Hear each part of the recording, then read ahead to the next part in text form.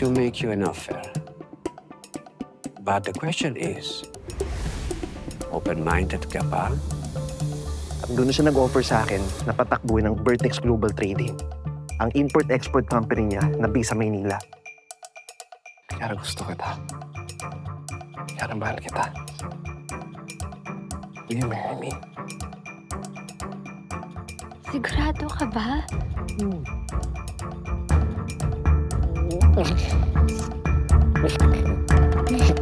Aray!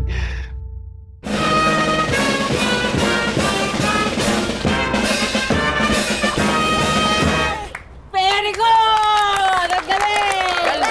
Okay. Maghanda na tayong lahat at paparating na sila, ha? I want your energy! Okay? Okay.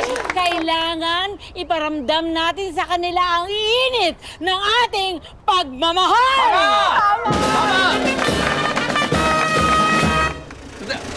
Ayun na!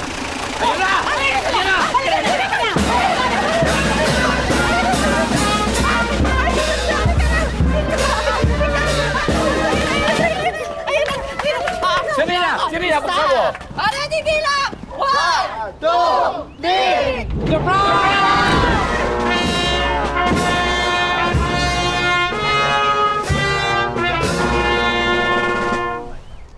Nasaan sila? Ano nangyari sa'yo? Alam mo, nakagad ka naman masyado ng prag.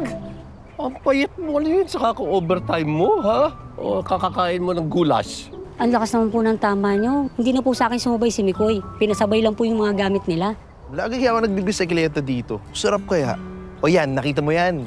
Yung mismong spot na yan, dyan lagi ako sumisemplang. Tara mo. 1, 2, 3. Di ba? Ang daming peklat. Sarap kasi maglaro sa kalsada eh. Ay, nasan sila? Nag-arkila po ng motor, nag-riding. Tapos parang napansin ko, huminto sa simbahan. Aba, ano bang iniintay ninyo? Let's go!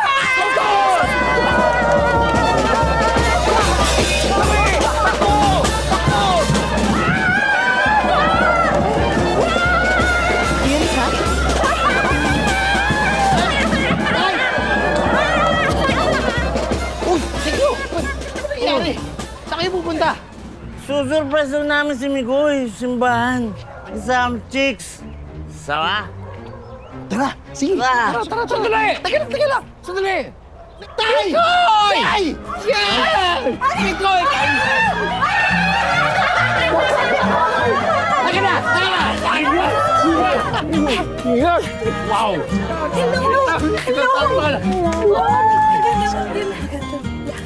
Materiales fuertes.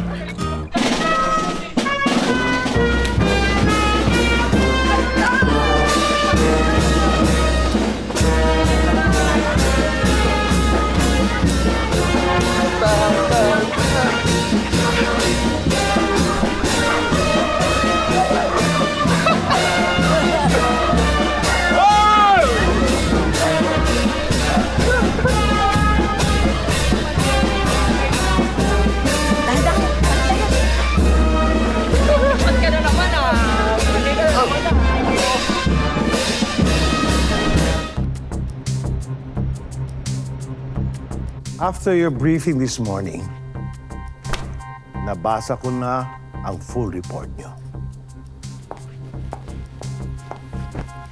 Patiting, sir. Impressive, di ba? Are you out of your goddamn mind?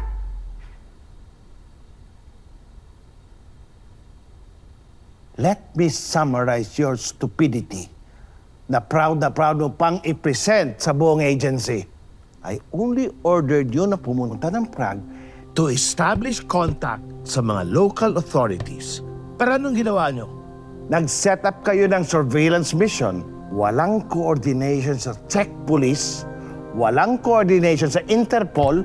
Paano ko nahuli kayo? Nag-iisip pa kayo? And you frame up an innocent college student just to get leverage para magamit nyo to have this Mikoy work for us. I'm just following orders, sir. And that order is illegal! Naisip mo ba kung anong epekto ng ginawa mo sa bata? Papatayin nyo ako sa high blood eh. Sir, I'm sorry. I'm taking full responsibility for all the actions we took in Prague.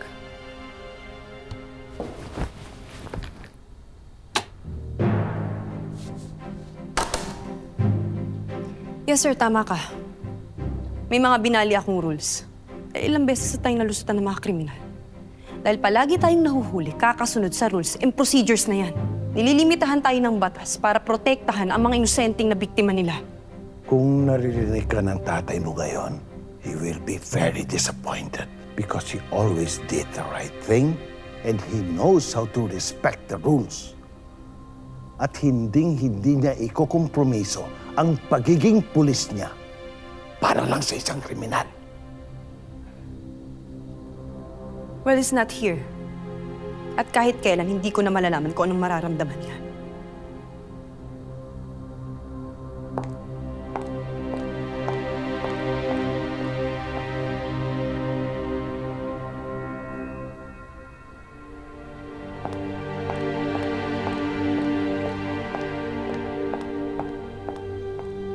Bok! Bok! Oy, Bok! Bok! Alam mo naman yan si General, di ba? Ganyan talaga, medyo harsh ng slight. Actually, yung mga sinabi niya kanina, hindi talaga slight yun. Pero alam mo naman yun, di ba? Itinuturing niya tayo na para mga totoong anak niya. Kaya tingnan mo, kumakaasta, parang daig pa yung mga tatay natin. Pinapabalik niya yan sa'yo. Sabi niya, mag-usap daw kayo pag medyo malamig na yung ulo niya.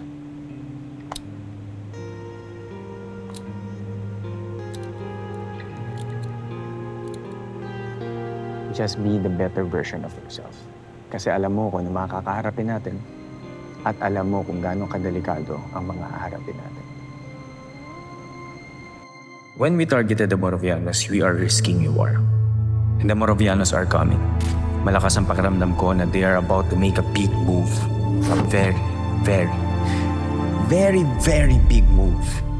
Tayo lang naman na makakapigil sa kanila.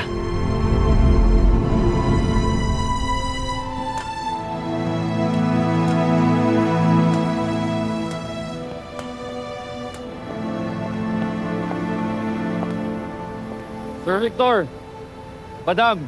Yes. Your mansion is waiting for you. Everything is secured. I checked the whole premises.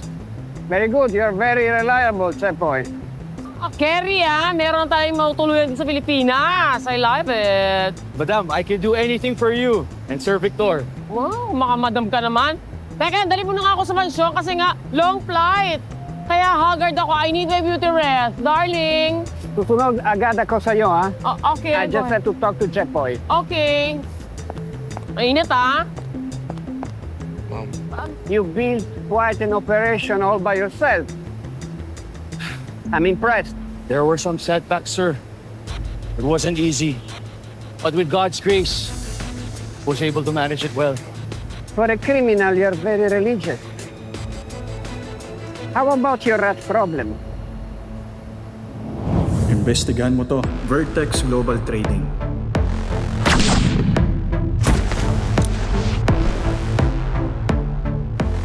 I was able to take care of it, sir. Sinigurado ko na hindi siya makakapagsalita laban sa atin. How about yung pinapa-investigahan ko sa'yo? Ito po, sir. Kompleto yan. Walang labis, walang kulang. This is it? Anong nalaman mo tungkol sa kanya? There's nothing more to know about Michael D. Pinagpala. Wala pa siyang nararating sa buhay. Napakasimple. Napakalinis ng record. At sa totoo lang, mukhang walang pupuntahan ng buhay niya. Kaya nga sir, nagtataka ako kung bakit napaka-interesado niyo po sa kanya. I don't think makakatulong siya sa mga gagawin natin. You should be interested in him as well. Because my daughter Kiara likes him so much. Because one day, he might be the one taking over everything. So be nice to him, or he might kill you.